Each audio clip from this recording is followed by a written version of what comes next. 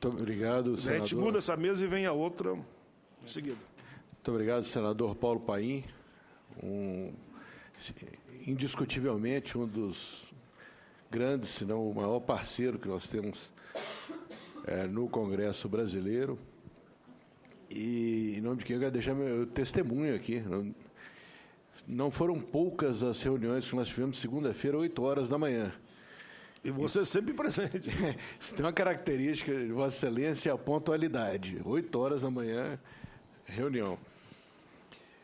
Eu queria também aí em nome pessoal, ao senador Cristóvão Buarque, em que eu, como cidadão de Brasília, tive a oportunidade de sempre depositar minha confiança na urna.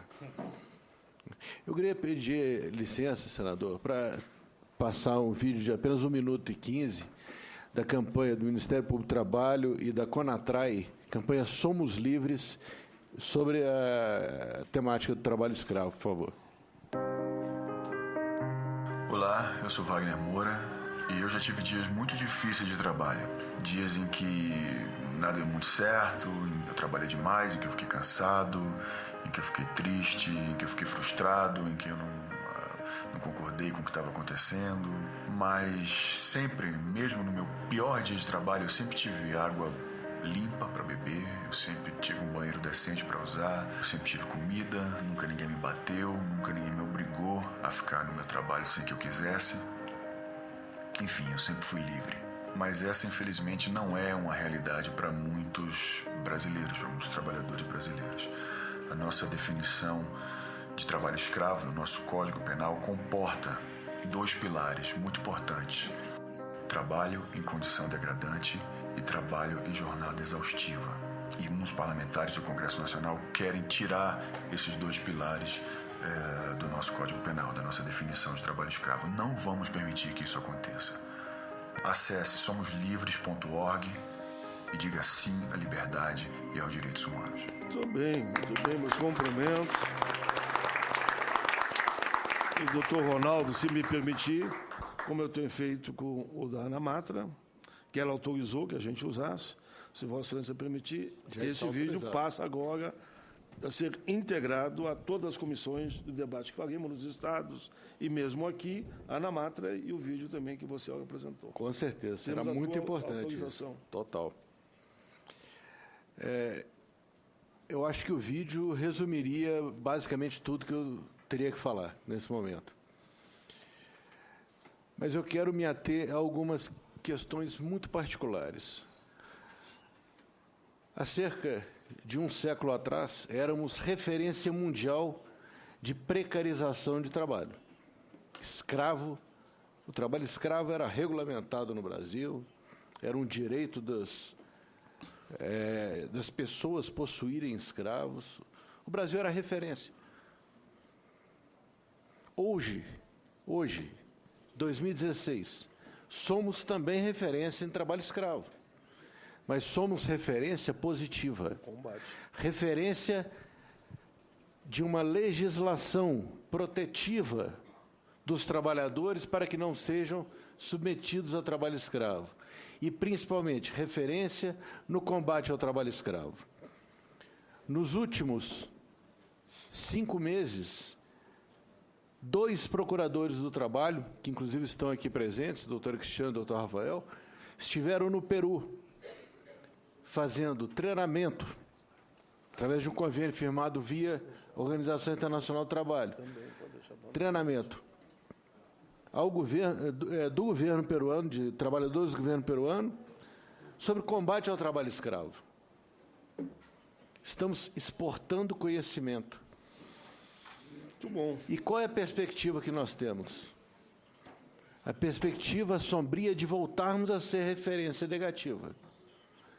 A opção que se nos apresenta agora é: continuamos a ser referência positiva, referência ao mundo de avanço na legislação do trabalho escravo, ou voltamos a ser referência negativa?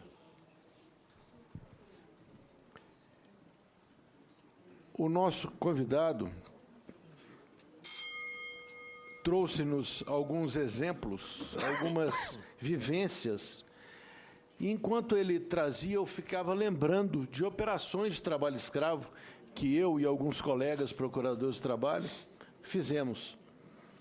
E eu, há cerca de 18, 20 anos atrás, fiz uma operação no Pará, do senador Paulo Rocha, que não está mais presente. Ah, tá? Perdão, senador Paulo Rocha, eu não tinha visto Vossa Excelência retornar. Está articulando as reuniões com o Renan, mas está presente lá e aqui. Nessa operação, eu lembro que, quando nós chegamos, tinha uma estrutura médica muito grande e, à primeira vista, me impressionou. Falou, não, estão preocupados aqui com a questão médica, realmente é uma área com algumas doenças endêmicas. E depois, para nossa surpresa, esse serviço médico, na verdade, era um serviço veterinário. O gado era excepcionalmente bem tratado. Com relação aos trabalhadores, não tinham água para beber. Quando eu perguntei sobre a água que eles bebiam, o gato, o explorador, disse, está aqui no coxo. Falei, mas essa é a água que o gado bebe. Falou, sim, mas o gado só bebe daquele lado ali. Falei, bem, então combinaram com o gado. Essa é a realidade. O gado é mais bem tratado do que o ser humano. Ele vai vir para a mesa, ele vem para a mesa. Isso é uma condição degradante de trabalho. A aprovação do projeto de lei 432/2013 permitiria que situações como essa não fossem consideradas trabalho escravo. E estamos falando de algo que aconteceu 20 anos atrás comigo. E isso acontece hoje. Só que hoje o trabalho escravo chegou nas cidades.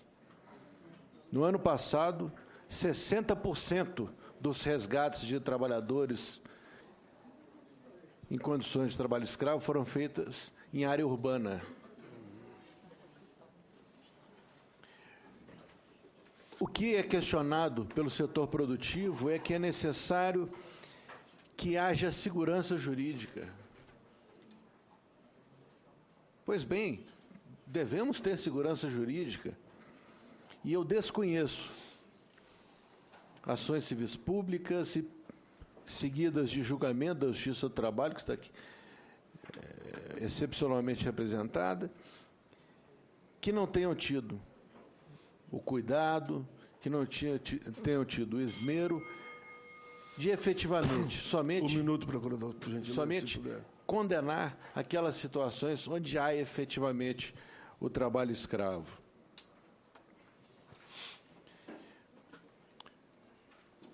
É importante também destacar que essa preocupação é uma preocupação mundial. Em junho deste ano, a OIT, na sua conferência mundial, debaterá o tema da cadeia produtiva, que diz respeito diretamente ao trabalho escravo, que foi aqui já abordado. Então, só para encerrar, eu gostaria de, mais uma vez, e como sempre, colocar o Ministério Público do Trabalho sempre à disposição para debatermos, para discutirmos. É importante que o tema seja, antes de tudo, debatido, como foi muito bem colocado aqui por todos os presentes. Coloco o Ministério Público, mais uma vez, à disposição, não só pelo conhecimento, pela prática que nós temos ao longo de mais de 20 anos de combate ao trabalho escravo, como também por sermos, como o Judiciário, operadores do direito. Muito obrigado. Muito bem, muito bem. Parabéns ao Procurador-Geral do Trabalho, doutor Ronaldo Curado Fleury, e de imediato passo a palavra ao presidente da Associação Nacional dos Procuradores do Trabalho, NPT, doutor Carlos Eduardo de Azevedo Lima. Mas lembro da importância dos 5 minutos para a gente poder chamar a outra mesa com a presença ainda do nosso Prêmio Nobel.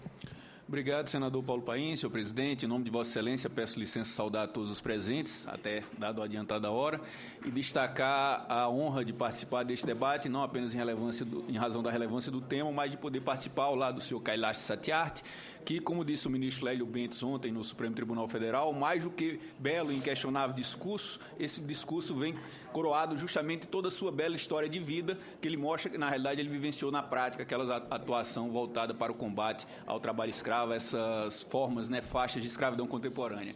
E é importante, senador Paim, que atentemos para a questão da escravidão contemporânea no plano macro, justamente lembrando da questão que leva a essa exploração do trabalho escravo. Já foi muito bem dito aqui pelos oradores que me antecederam, que é justamente a questão do lucro. O lucro, evidentemente, é obtido de forma ilícita, o lucro, evidentemente, é obtido à custa da exploração de trabalhadores de forma absolutamente desumana, sem respeitar sequer essa sua condição humana, com condições degradantes de trabalho, enfim, o lucro à custa da dignidade de pessoas em todo o mundo. Mas isso se dá justamente porque nós não temos, ou se temos, não estamos intensificando da maneira devida, medidas que atuem no sentido de intensificar o desestímulo a essas nefastas práticas.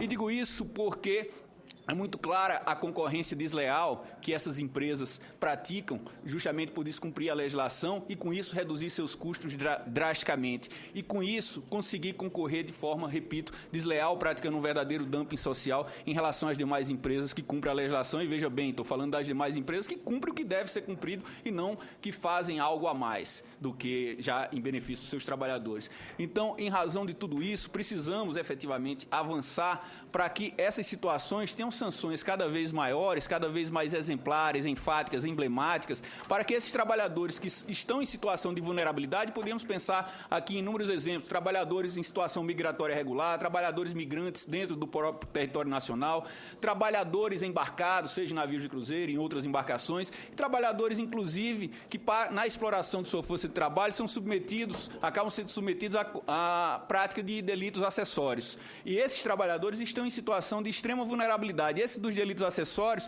na realidade, assim como os trabalhadores migrantes em situação irregular, por exemplo, os empregadores se valem, inclusive, dessa situação como forma de ameaça para que esses trabalhadores, além de não terem viabilidade de vir a denunciar essas nefastas práticas, eles se sintam, na realidade, como criminosos fossem eles, quando, na realidade, há de se garantir, se assegurar e se reconhecer indiscutivelmente a sua condição de vítima.